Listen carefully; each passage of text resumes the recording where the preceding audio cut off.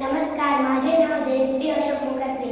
शाळेचे नाव PM श्री जिल्हा परिषद प्रशाला दावडा, तालुका भोकरदन, जिल्हा जालना. मी वाचलेल्या पुस्तकाचे नाव महात्मा ज्योतिराव फुले, लेखक शेषराव जाधव, प्रकाशक शब्दवेध बुक हाऊस.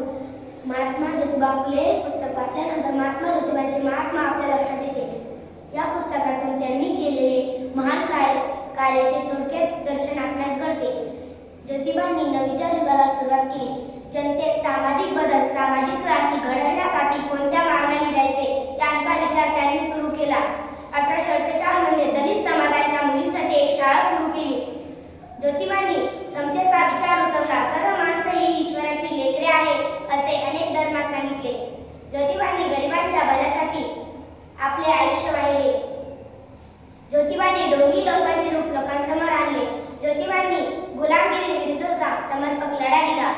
ज्योतिबा जणू काळाच्या पुढे 4 पावले चालणारे, नवे आचार, नवे विचार सांगणारे द्रष्टे समाजसुधारक होते. ज्योतिबा फुले यांनी सत्यशोधक समाजाची स्थापना सुरू केली. शैक्षणिक क्षेत्रातील औपचारिक कार्य ज्योतिबांचे सुरू झाले. ज्योतिबांनी गुलामगिरी हा ग्रंथ लिहिला.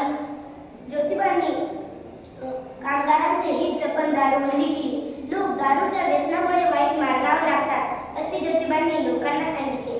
गोरगरिबांची सेवा हाच खरा धर्म आहे अशी शिकवण ते आपल्या व्याख्यातून आणि आपल्या पुस्तकातून देत होते.